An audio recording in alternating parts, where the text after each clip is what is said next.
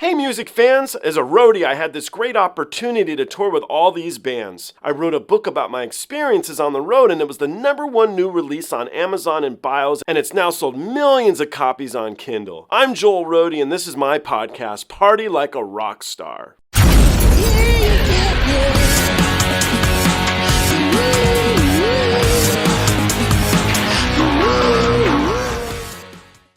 So I just reacted to Tarja singing the beautiful song Nemo, the official video, and I really did enjoy it.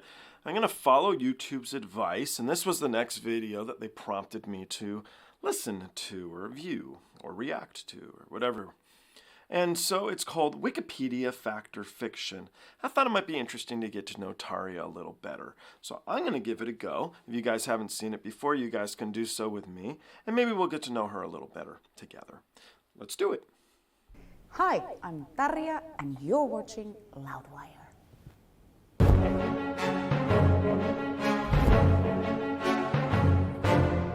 Hey everyone, it's Joe from Loudwire, and it's Wikipedia Fact or Fiction time. And this has been a hard one to get. We've got Tarja here with us. Thank you so much for coming in. Thank you so much for having me. I don't say her name perfectly, especially in the beginning, but I didn't say it that poorly. Tarja is totally wrong, right? It's Tarja. Oh, of course. So we're here to spill the dirt. Yes. Maybe, we'll see. I don't know. Let's see. So I went through the Wikipedia page, your Wikipedia page, all your solo albums, the Nightwish albums. Wow. So we're gonna find out what actually happened and what's what I've been doing. some lies. So easy one for you. Tarja Turunen Turunen Kabuli, born August 17th, 1977. Correct. All right, we're off to a good I have a start. really long name. Gee. And it says you were born in a small village of Puhos near Kitty, Finland. You have an older brother, Timo, and a younger brother, Tony. Your mother, Ritva Sisko Marjata Hakarainen, worked in the town administration, and your father, Teovo Turunen, is a carpenter. Wow, it's unbelievable. Yeah, they did, yes. So was your dad always building things around the house, furniture? Well, actually, my like dad, as a carpenter, we always lived in a house he built. And we were always in the same area, sort of. First, I was born in a very tiny little village that at that time had like 500 inhabitants. Now probably 300. So it's like Getting smaller. a country girl. But the Kite, it's a city nowadays. At the time, it was a village, but now it's a city. But still, like maybe 9,000 people lives Pretty there. small. So it's very small. They all know who you are now. Yeah, they do. They do. And said, your music teacher, Plamen Dimov, explained, if you gave Tarja just one note, she immediately got it. With the others, you'd have to practice 3, 4, 5 times. And at school, you had a tough time since some girls bullied you because they envied your voice. Well, the bullying thing is very true. I don't know about the rest. I don't know if it was really like one note and I made a song out of the one note. But you stood out. No, but yeah, it was like that. Music was because of all the bullying and all that stuff. I was bullied for like 5 years at least. So music was my escape actually. Now, pre-Nightwish, the band was supposed to be acoustic mood music instead of heavy metal. And it says Thomas Holopainen later explained that the band members had gradually realized that your voice had become too dramatic for acoustic mood music, and eventually came to the conclusion that the music had to be massive too. Hence, Holopainen decided to form Nightwish as a metal band. Yes, to support my bigger voice. Because, me living in that little tiny village, everybody knew already that I was having the voice to sing, and so I was always participating in many events, and I was the girl who sang, okay? So then when the time took me out, the musical studies and all that, High School of Music, Conservatoire, University of Music, I was 18 when Tuomas came with a demo on my door and asked me to sing on the first Nightwish demo that was acoustic. He did not know that I had already been studying lyrical singing and my voice had become bigger and powerful. So it was a surprise in the studio that really, it was born like the idea of combining these operatic vocals with the heavy metal background. So obviously, now you were a metal fan even during this time, so it was just natural for you guys to switch to metal? Yeah, I was not a metal fan, that was the thing. Okay. I never thought in my whole life becoming a heavy metal singer, no. I can totally see that, the way that she sings. It does make sense that she was not a big metal fan first, but that's what makes it all so exciting. And then I just picture him at 18 years old bringing her the demo tape. That's such a cool image in my head. But it just happened because I took the challenge like something. I felt the music was super beautiful. I felt I was capable of doing that, and since ever I've been a little child, I've been always eager to jump into challenges, and Nightwish was like that for me. It was like a, hey, let's see what's gonna happen, and whoa, big things just happened, and my life got changed completely. So what did you think about metal before Nightwish started? Metallica was my metal. I mean, I was listening hard rock, that kind of things like Whitesnake, Alice Cooper, Scorpions, all that kind of melodic bands. But metal was Metallica for me. I was not aware of the genre until I became a heavy metal singer in a heavy metal band. And the whole scene opened up for me, and it was incredible. I found so much beauty in it. So it says you enrolled in 2000 at a German music university. You're gonna have to help me out here. Karlsruhe, Hochschule für Musik. All right, did it better than I can.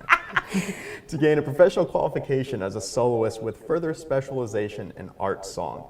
In addition to the good reputation of the university, you chose to go there because some of the people at Finnish University did not take you seriously as a classical singer due to your commitment in a metal band. I wanted just some fresh air.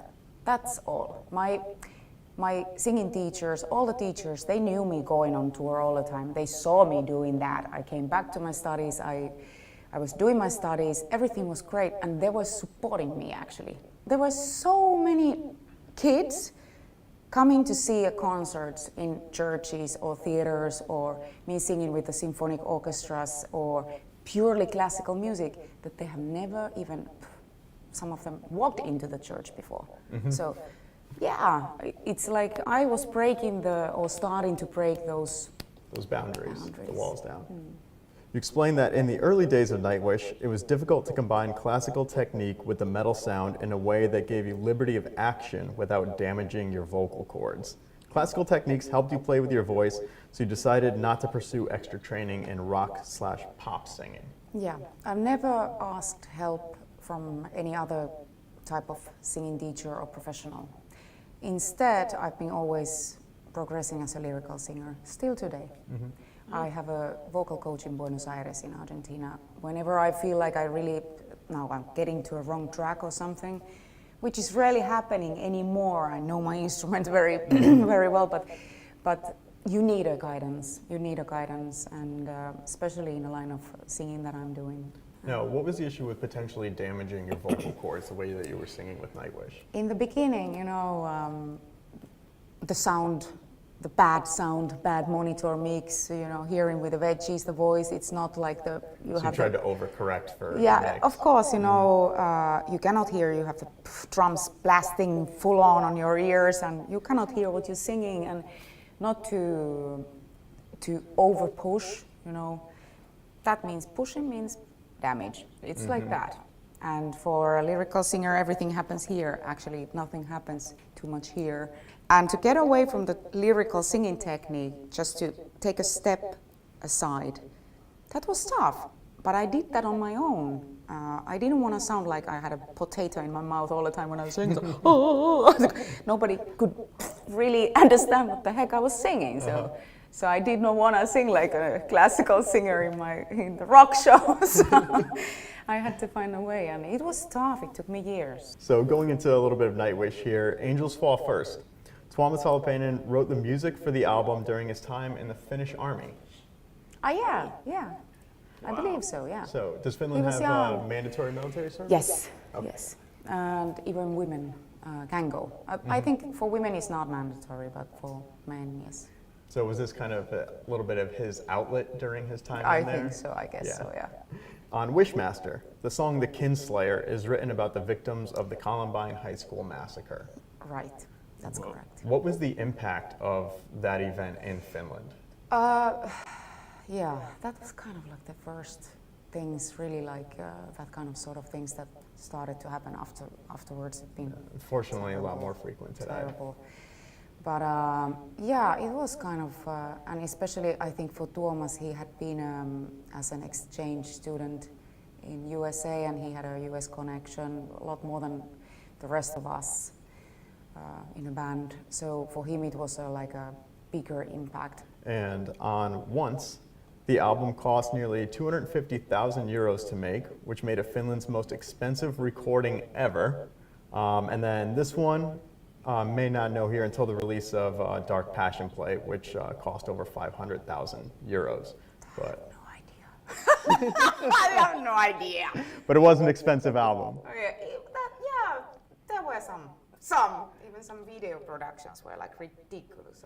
And one more regarding Once. On January 5th, 2013, a member of the Nightwish forum discovered the alleged Lakota language spoken in the song Creek Mary's Blood is not actually Lakota, only spoken gibberish, and stated that John Two Hawks is a fraud, John Two Hawks being the man who recorded those vocals. That is weird. Might be right. I have no idea. This is the first time you're hearing about this? Yes. Oh, gee. What? That is interesting. For Colors in the Dark, the name of the album, as the cover image, came as a metaphor from the idea that life has a large range of colors and the dark absorbs all of them, containing every color. Yes. So like my baby girl, well, she's not a baby anymore, she's 6 years old. And they'll always be babies, right? yeah, always my baby.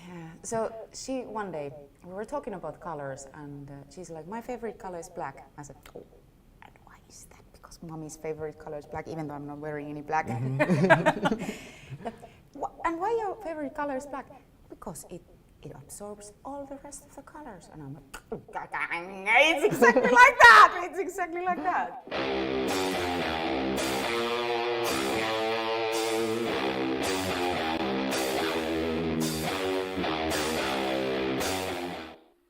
I don't know how many times I've been told that black is not a color. So it was interesting to me. I did get to know her a little better. I thought it'd be a little different. I remember watching one with Paul McCartney, and they asked him these fact versus fiction things. They were a little bit more on point, and I thought they were funny. I enjoyed that one. So I thought this might be set up a little differently. I remember with all the interviews I was doing, I haven't done one in a little while. I'm being more selective. It's honestly very time-consuming for me to do myself. Before I would start the interview, I'd ask them how to pronounce stuff. So I'm a little surprised they didn't get a couple seconds there for him to go over a few things just to make sure he pronounces it right. And I was thinking about it because I'm doing these by myself now when I do these reactions, and I'm pronouncing stuff terribly. So nonetheless, but it was interesting. I wouldn't expect her to know the budget of the albums, and that the Indian singer being a fraud was a little direct. It was a little aggressive. But I do want to read up on it now and see. I wonder if she decided to do so as well. Anyhow, I liked that, and it was cool to get to know her a little bit. She's lovely, isn't she? She's a very nice lady, it seems. And it was interesting. She's from such a tiny little place, and just to get to know her better. Anyway, thank you guys. I look forward to seeing everybody on the next one.